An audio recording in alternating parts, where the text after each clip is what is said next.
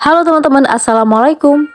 Di video kali ini aku mau bikin kue pukis yang bener-bener enak, rasanya premium ya teman-teman. Dan ini tuh hasilnya super menul, lembut, dan juga lembab, nggak bikin seret sama sekali. Ini juga tahan sampai berhari-hari ya teman-teman. Oke, sebelum lanjut ke videonya, jangan lupa untuk teman-teman yang belum subscribe ke channel aku, tekan dulu tombol like, komen, dan juga subscribe-nya ya. Terima kasih banyak. Langsung saja kita ke proses pembuatannya ya teman-teman.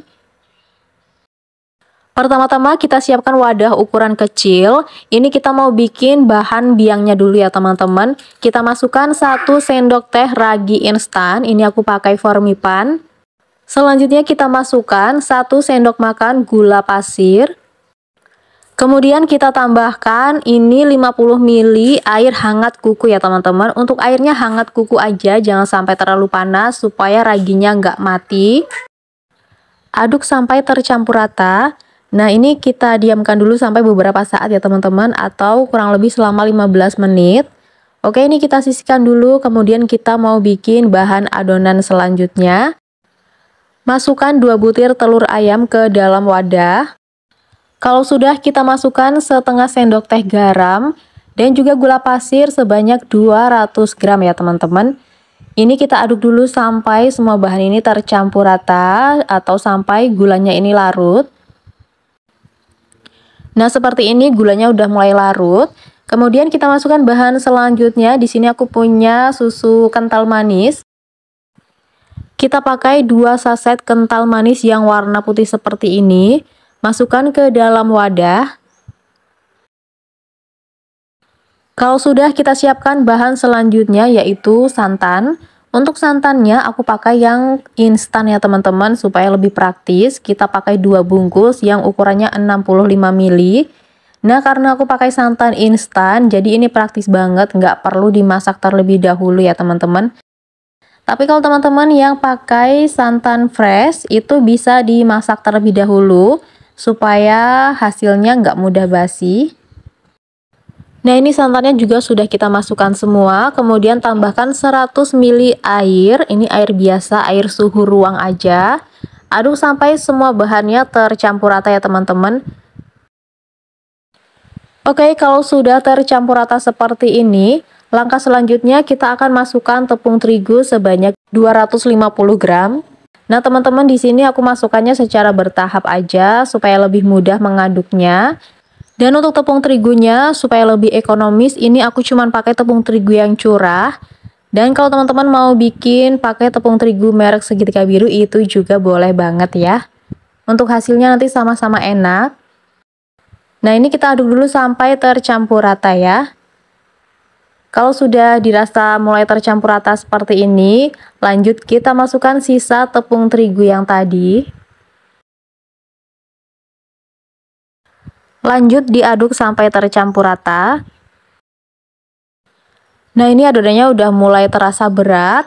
Jangan lupa kita masukkan bahan biang yang tadi ya teman-teman. Kalau bahan biangnya ada busa seperti ini, itu tandanya raginya masih aktif. Jadi ini langsung aja kita masukkan. Tapi kalau bahan biangnya tidak terdapat busa atau buih seperti ini, itu tandanya raginya udah mati. Dan itu jangan digunakan ya teman-teman, sebaiknya teman-teman ganti pakai ragi yang baru. Oke, ini kita aduk lagi ya sampai tercampur. Pastikan adonannya benar-benar lembut dan nggak ada tepung atau bahan-bahan yang bergerindil. Selanjutnya kita masukkan 75 gram margarin yang sudah dicairkan terlebih dahulu ya. Ini kita aduk lagi sampai benar-benar tercampur rata dan nanti hasilnya adonannya ini jadi mengkilat. Dan supaya adonannya ini benar-benar bagus, di sini aku aduk menggunakan whisker seperti ini selama kurang lebih 7 menit ya teman-teman. Jadi ini agak lama mengaduknya sampai adonannya benar-benar lembut. Nah, seperti ini ya. Adonannya jadi mengkilat dan teksturnya seperti ini teman-teman.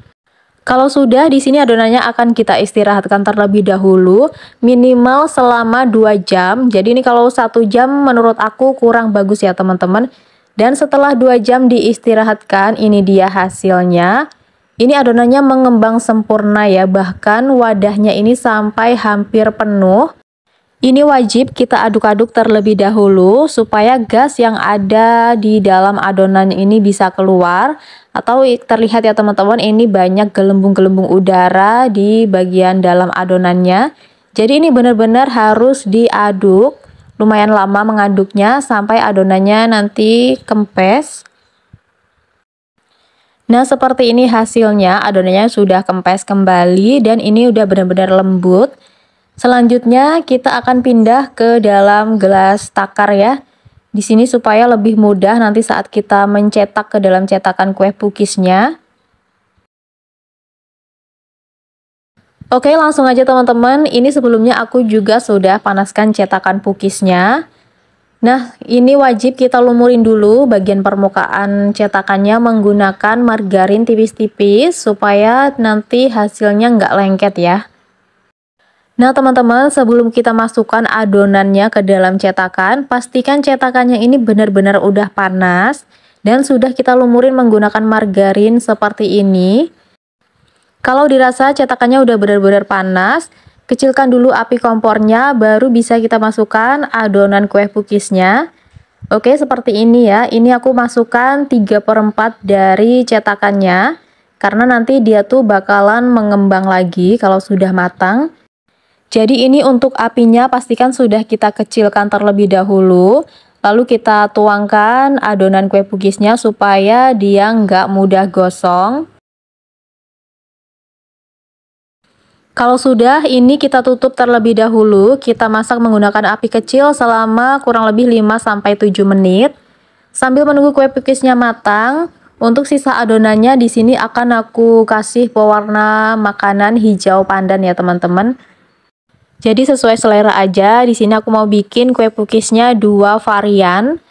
Setelah warnanya sudah tercampur rata seperti ini, lanjut kita akan masak seperti tadi ya teman-teman. Pastikan cetakannya udah benar-benar panas dan dilapisi menggunakan margarin. Dalam posisi api kecil, ini kita tuangkan langsung ke dalam cetakannya. Aku tuang sebanyak 3/4 dari cetakan pukisnya seperti ini. Kalau sudah dimasukkan ke dalam cetakan semua, kita tutup dan dimasak selama 5-7 menit. Setelah 5 menit, di sini akan aku buka dulu tutupnya. Hasilnya seperti ini ya teman-teman, 5 menit untuk bagian atasnya ini masih basah. Dan di sini aku langsung taburin menggunakan mesi seres coklat. Ya, supaya nanti hasilnya nempel. Jadi mumpung adonan di bagian atasnya masih basah, langsung kita taburin aja seperti ini. Untuk toppingnya ini juga bisa dikasih keju atau sesuai selera aja, tapi aku juga mau bikin versi yang original. Nah, kalau sudah kita tutup lagi, tunggu selama 2 menit. Kalau sudah 2 menit, nah seperti ini teman-teman, kita buka dulu. Ini kue pukisnya udah matang.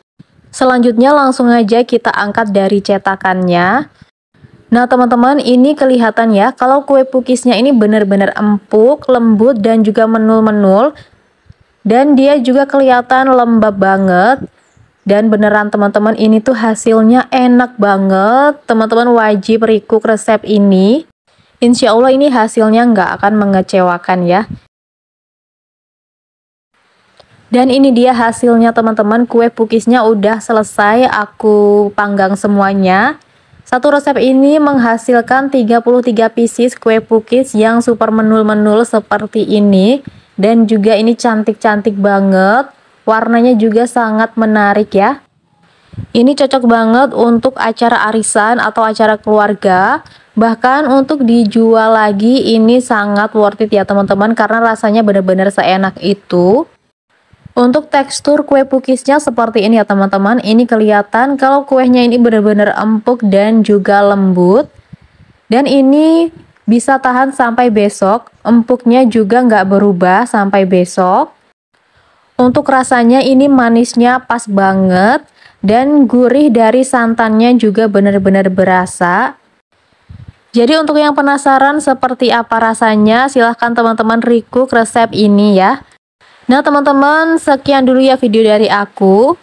Semoga video ini bisa bermanfaat untuk teman-teman semua yang lagi nyari ide jualan atau nyari ide untuk takjil di bulan Ramadan.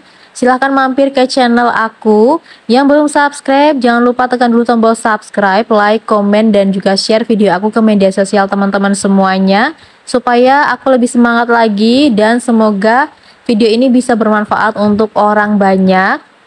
Aku akhiri dulu ya teman-teman. Wassalamualaikum warahmatullahi wabarakatuh. Selamat mencoba di rumah dan sampai jumpa di video selanjutnya.